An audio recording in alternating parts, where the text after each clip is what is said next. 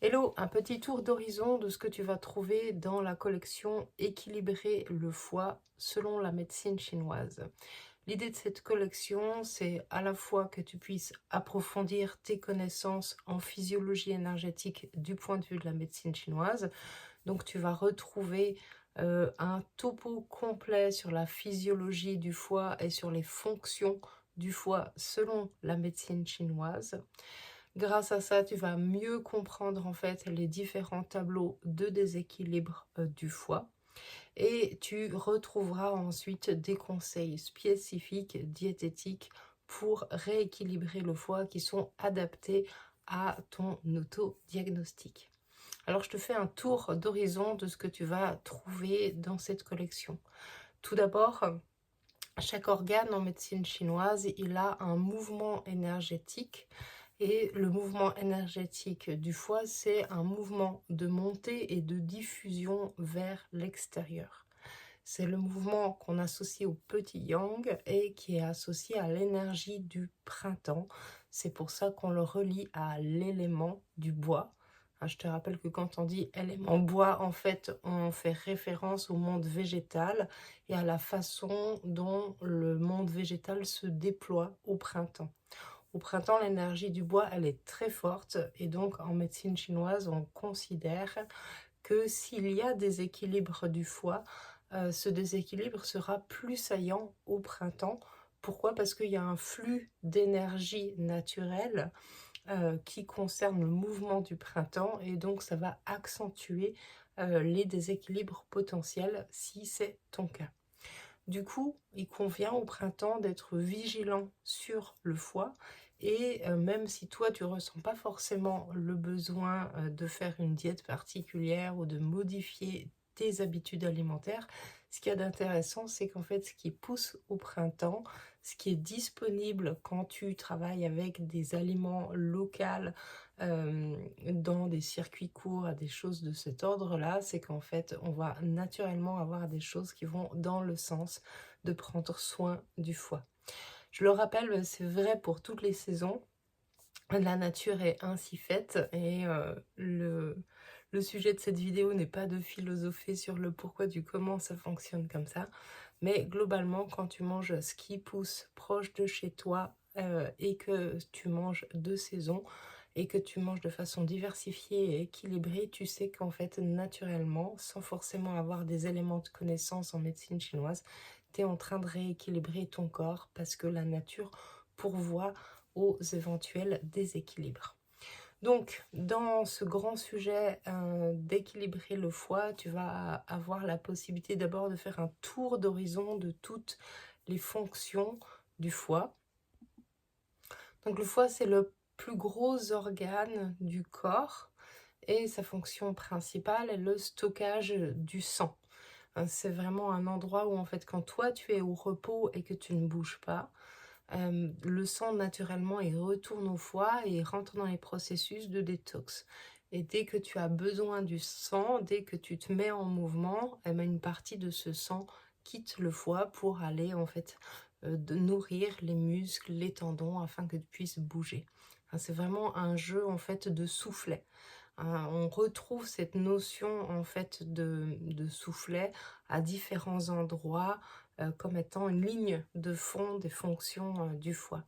Donc tout ce qui est fluctuant dans les différents symptômes que tu peux avoir, tout ce qui change, tout ce qui apporte des variations, souvent doit te mettre la puce à l'oreille sur un possible déséquilibre du foie.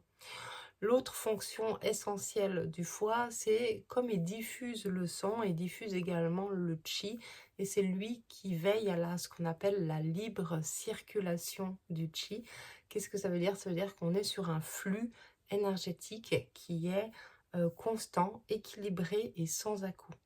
Du coup, quand on a des changements d'état avec des à-coups, et notamment c'est flagrant au niveau de la notion d'énergie, si par exemple tu as des pics où tu as de l'énergie dans ta journée et après tu as un gros coup de fatigue et après ça revient, ça doit te faire penser au foie, mais aussi les changements abrupts, par exemple sur les états d'humeur, font aussi penser au foie et donnent une indication de peut-être aller creuser de ce côté-là. Donc notamment un des grands signes quand cette fonction de libre circulation de l'énergie, elle est déstabilisée, on voit des personnes qui vont passer d'un état irritable, où ils sont facilement agacés par les choses, à un état mélancolique, voire dépressif. Et on a des fluctuations. Donc si ça, déjà, tu as l'impression que ça fait partie de ton tempérament, ben, sache que c'est pas quelque chose d'inné, mais c'est plutôt un déséquilibre acquis. Et ça se corrige sans problème, et notamment avec des conseils en alimentation.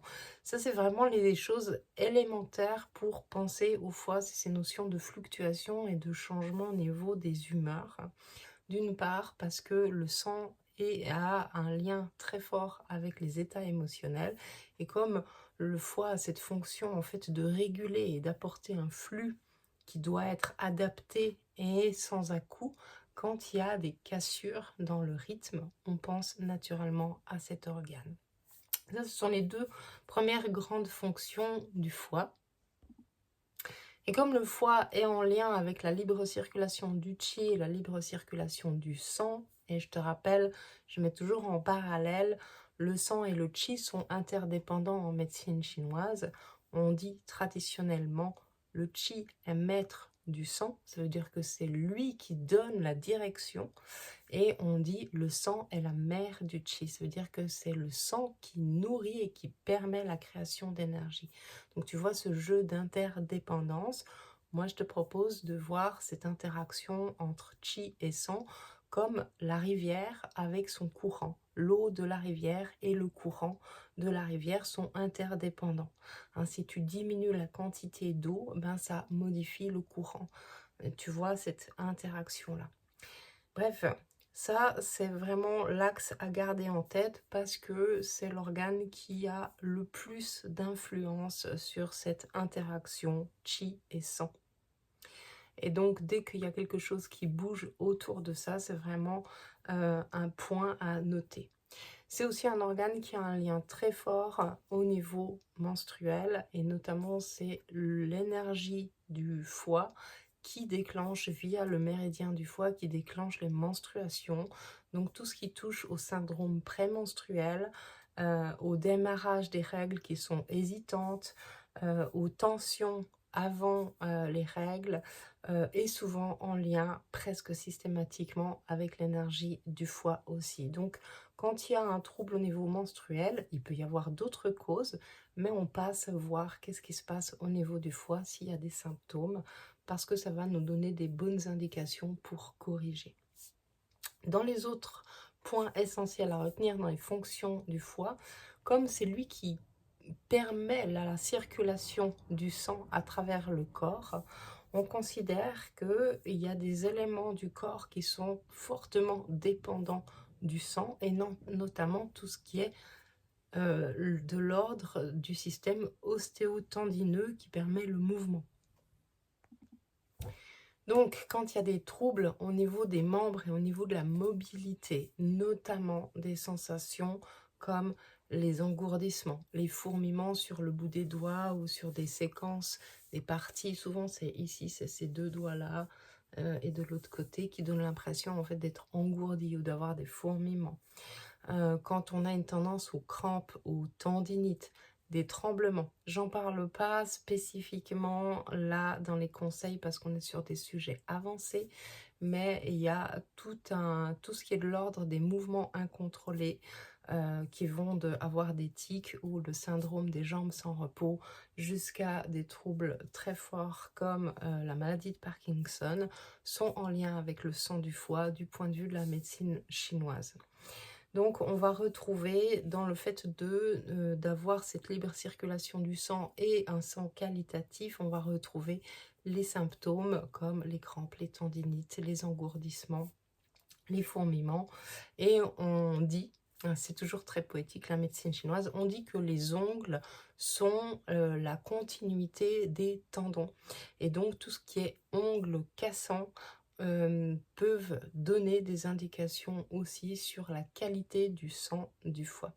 Ça, c'est tout le côté mobilité. Et puis, il y a encore un axe qui est très important, et on considère que c'est le sang du foie qui permet la vue.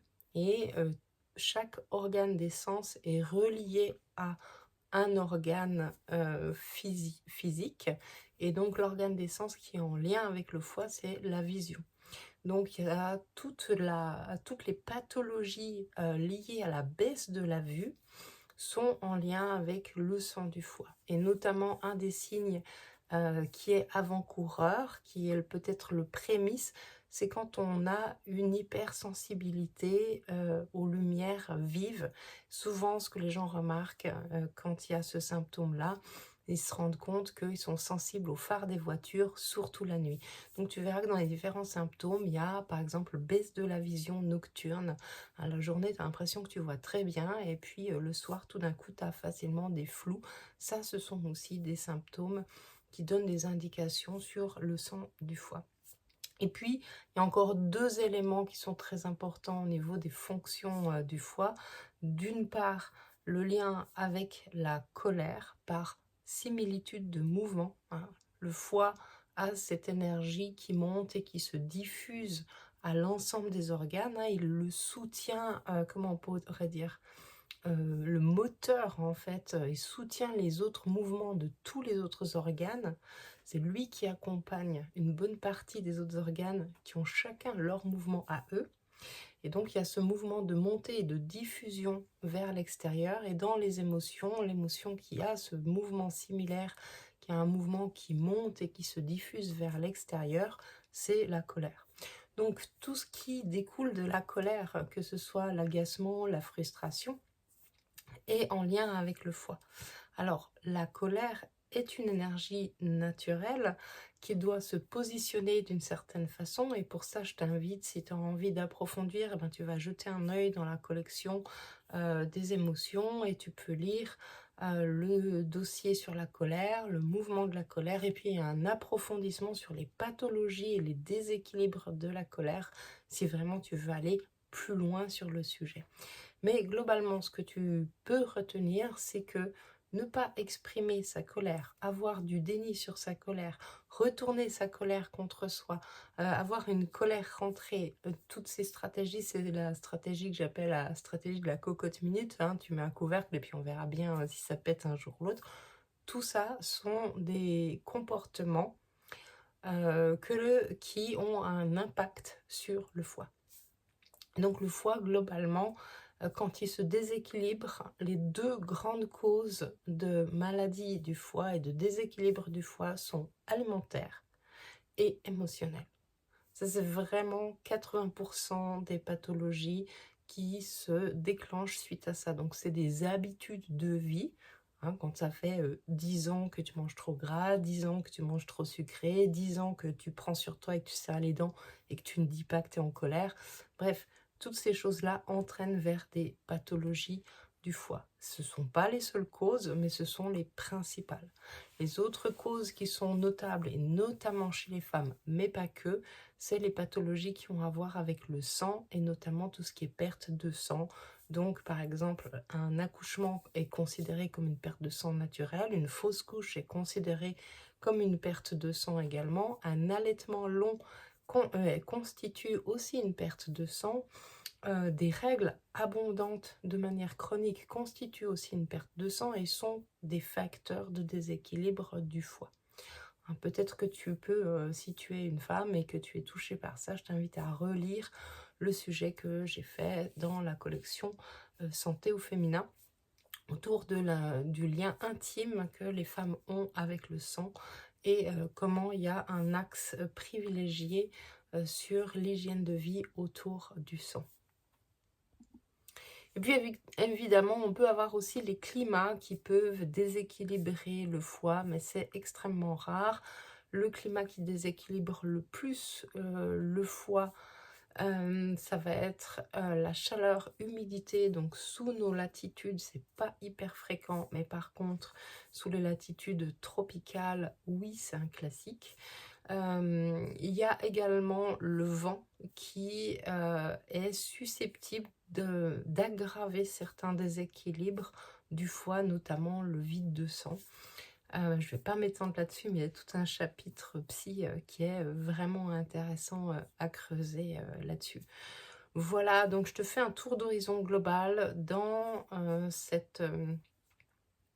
Dans ce dossier, dans cette collection Équilibrer le foie, voilà comment tu peux procéder pour équilibrer ta santé du foie. Tu peux déjà aller lire tous les...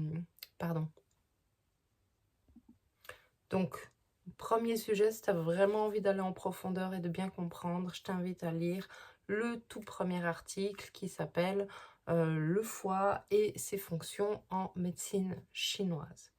Ensuite, il y a un article sur les causes de déséquilibre, où là, je reviens sur cette notion alimentation, émotion, perte de sang, climat, qui introduit les causes de déséquilibre du foie.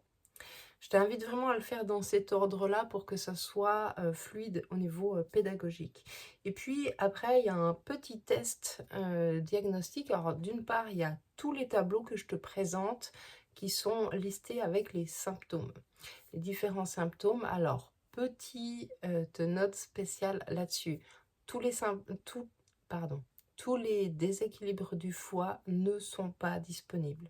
Il existe d'autres déséquilibres que tu ne trouveras pas, qui ne seront pas présentés sur le Patreon.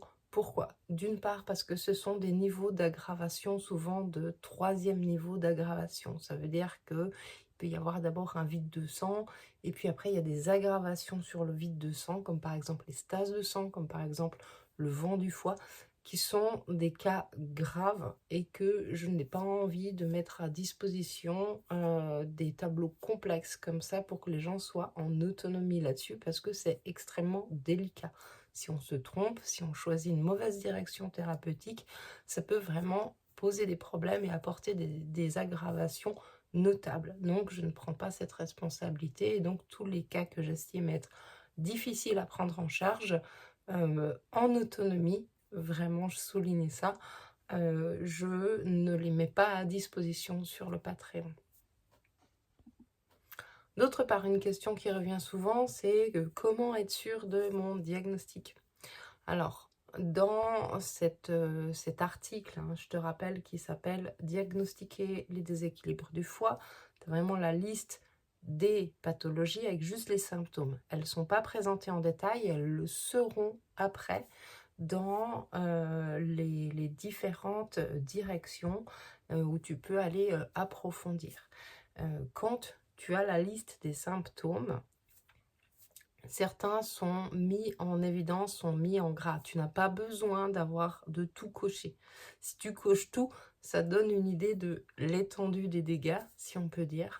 Et donc, tu n'as pas besoin d'avoir tout. Si tout d'un coup, tu as un doute, tu peux m'envoyer un message et me solliciter pour que je t'aide à t'orienter et à faire ton choix pour trouver en fait la bonne direction dans les conseils diététiques.